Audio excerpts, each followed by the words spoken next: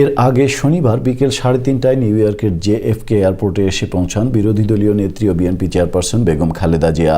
তাকে অভ্যর্থনা জানাতে যুক্তরাষ্ট্র বিএনপির নেতাকর্মীরা দুপুর থেকেই জেএফকে এয়ারপোর্টের 4 নম্বর টার্মিনালে সমবেত হলেও অবতরণের পর তিনি ডিপার্চার লাউঞ্জ দিয়ে সরাসরি নিউ জার্সির জার্সি সিটির গ্র্যান্ড হায়াত হোটেলে চলে যান। দলীয় নেতাকর্মীদের সাথে দেখা না করে এয়ারপোর্ট থেকে বের হয়ে যাওয়ায় সেখানে উপস্থিত বেগম জিয়ার উপদেষ্টা শমশের মবিন চৌধুরী এয়ারপোর্টে অপেক্ষমান বিএনপি কর্মীদের তোপের মুখে পড়েন। এ সময় যুক্তরাষ্ট্র বিএনপির ঊর্ধ্বতন নেতৃবৃন্দ তাকে নিরাপদে গাড়িতে তুলে দেন। সেখানে সংক্ষিপ্ত সমাবেশে যুক্তরাষ্ট্র বিএনপির নেতৃবৃন্দ জানান, নিরাপত্তাজনিত কারণে তিনি এয়ারপোর্টে দলীয় নেতাকর্মীদের সাথে দেখা করতে পারেননি।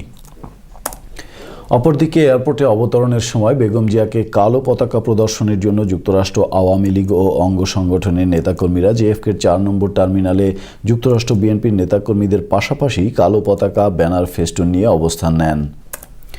23 মে সোমবার নিউ জার্সি স্টেটের সিনেট ভবনে বিরোধী দলীয় নেত্রী বেগম খালেদা জিয়াকে বিশেষ সম্মাননা প্রদান করা হয়। সিনেট সভায় বেগম জিয়া বাংলাদেশের পরিস্থিতি তুলে ধরে ভাষণ দেন।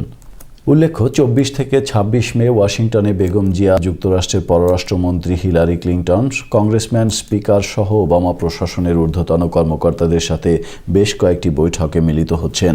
27 মে নিউ ইয়র্ক হয়ে তিনি বাংলাদেশে ফিরে যাবেন। বিরোধী দলীয় নেত্রী যুক্তরাষ্ট্রে আসার আগের দিন মুক্তিযুদ্ধের সপক্ষের বেশ কয়েকটি সংগঠন এবং আওয়ামী লীগ ও এর সহযোগী সংগঠনের নেতৃবৃন্দ সংবাদ সম্মেলনে ব্রিটেনে তার দেয়া বক্তব্যের কঠোর সমালোচনা করে তাকে রাষ্ট্রদ্রোহী আখ্যা দেন। সাংবাদিকদের প্রশ্নের জবাবে তারা বলেন, নোবেল বিজয়ী ডক্টর মোহাম্মদ ইউনূস ইস্যুতে আন্তর্জাতিক অঙ্গনে বাংলাদেশের যে প্রভাব পড়েছে তার চেয়ে অনেক বেশি ক্ষতি হয়েছে সাবেক প্রধানমন্ত্রী বেগম খালেদা জিয়ার সাম্প্রতিক যুক্তরাজ্য ও যুক্তরাষ্ট্র সফরের মধ্য দিয়ে। যুক্তরাষ্ট্রের মূলধারায় ডেন্টিস্টদের সবচেয়ে বড় সংগঠন একাডেমি অফ জেনারেল ডেন্টিস্ট্রিতে নিউ ইয়র্ক চ্যাপ্টারের জন্য প্রথমবারের ন্যায় নির্বাচিত হয়েছেন বাঙালি ডেন্টিস্ট ডাক্তার মোহাম্মদ কাশিম। সমগ্র যুক্তরাষ্ট্রে এই সংগঠনের সদস্য সংখ্যা 35,000। আমেরিকায় পেশাজীবীদের সংগঠনগুলির মধ্যে এটি দ্বিতীয় বৃহত্তম। একাডেমি অফ জেনারেল ডেন্টিস্ট্রির নিউ ইয়র্ক চ্যাপ্টারের সদস্য সংখ্যা 3,000। শনিবার বেসাইডের একটি হোটেলে ডাক্তার মোহাম্মদ কাশিমকে আনুষ্ঠানিকভাবে সংগঠনের দায়িত্ব তুলে দেওয়া হয়। এ সময় তার সাথে নির্বাচিত অন্যান্য কর্মকর্তারাও শপথ গ্রহণ করেন। অনুষ্ঠানে ডক্টর মোহাম্মদ কাশিম পরিবার সহ উপস্থিত ছিলেন। নিউ ইয়র্কের বিভিন্ন জাতি, ভাষা ও ধর্মের ডেন্টিস্টদের মাঝে বাংলাদেশি মোহাম্মদ কাশিমকে আনুষ্ঠানিকভাবে শপথ পাঠ করানোর পর দেয়া বক্তব্যে তিনি সংগঠনের বিদায়ী সভাপতি ও অন্যান্য কর্মকর্তাদেরকে ধন্যবাদ জানিয়ে ভবিষ্যৎ কর্মকাণ্ডে সহায়তা প্রদানের অনুরোধ জানান। ইউএস পরিক্রমার সাথে সাক্ষাৎকালে ডাক্তার মোহাম্মদ কাশিম জানান, এটি যুক্তরাষ্ট্রের জেনারেল ডেন্টিস্টদের একমাত্র সংগঠন যা ডেন্টিস্টদের উচ্চ শিক্ষা, টেকনিক্যাল ট্রেনিং সহ পেশাগত উন্নয়নে কাজ করে। প্রথম একজন বাঙালি New York academy of general ডেন্টিস্ট্রির প্রেসিডেন্ট হচ্ছেন, সেটা হলো আমি, এবং এইটা আমাদের বাঙালিদের জন্য ভীষণ গৌরবের বিষয়।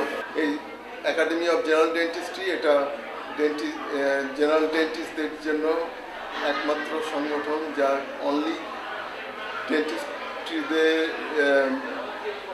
ডেন্টিস্টদের উচ্চ এডুকেশনের ওপর জোর দেয়। শীঘ্রই বিশ্বের স্বল্পোন্নত দেশগুলির মধ্যমায়ের দেশে পরিণত হবে এমন আশার কথা শোনালেন জাতিসংঘে বাংলাদেশের স্থায়ী প্রতিনিধি ডক্টর আব্দুল মোমেন। সাথে সাথে তিনি বললেন, 10 বছরের মধ্যে স্বল্পোন্নত দেশের তালিকা থেকে মধ্যমায়ের দেশে রূপান্তরিত হতে বাংলাদেশের জন্য সম্প্রতি অনুষ্ঠিত আঙ্কারার এলডিসি সম্মেলন গুরুত্বপূর্ণ ভূমিকা পালন করেছে। শনিবার নিউ ইয়র্কে বাংলাদেশের স্থায়ী মিশনে সংবাদ সম্মেলনে তিনি বলেন, এলডিসি সম্মেলনে বাংলাদেশের বেশ কিছু বিষয় আন্তর্জাতিক অঙ্গনে প্রশংসিত হয়েছে।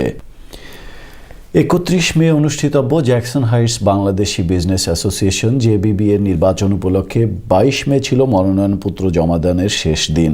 জ্যাকসন হাইটসের একটি ভেন্যুতে উপলক্ষে প্রধান নির্বাচন কমিশনার মাহবুব চৌধুরী সহ কমিশনের 5 সদস্য আলাউদ্দিন ভুলু, শাহ শহীদুল হক সাঈদ, মাহমুদ আহমেদ ও উপদেষ্টা কমিটির চেয়ারম্যান সাঈদ মান্নান উপস্থিত ছিলেন। জানা গেছে, মনোনয়নপত্র জমাদানের শেষ তারিখে 23 সদস্য বিশিষ্ট কমিটির জন্য মনসুর তারেক পরিষদ এবং পিআর দিদার পরিষদ পূর্ণাঙ্গ কমিটির মনোনয়নপত্র জমা দিয়েছেন নির্বাচন কমিশনের কাছে। জ্যাকসন হাইটসের 75 স্ট্রিটে রোববার অনুষ্ঠিত হয়েছে জমকালো পথমেলা। বাংলাদেশ মেলা নামে অনুষ্ঠিত এই পথমেলায় শাড়ি গহনা সহ দেশীয় পণ্যের স্টল বসে। মঞ্চে পরিবেশিত হয় বাংলাদেশ থেকে আগত এবং প্রবাসের জনপ্রিয় শিল্পীদের পরিবেশনায় মনোজ্ঞ সাংস্কৃতিক অনুষ্ঠান।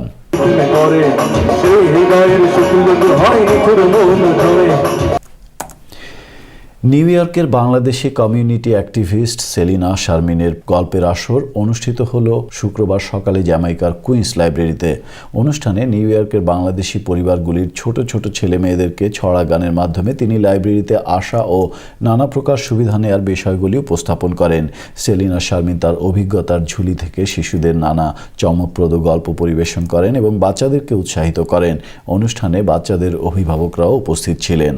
আমাদের উদ্দেশ্য হচ্ছে বাঙালিদেরকে বাংলা কালচার এবং বাংলা যে রূপকথাগুলো আছে, যে রাইমসগুলো আছে, ছড়াগানগুলো আছে এবং অ্যালফাবেট, বর্ণমালা, নাম্বারসগুলো, বাংলা ভাষাটাকে চর্চা করা কুইন্স লাইব্রেরির মাধ্যমে।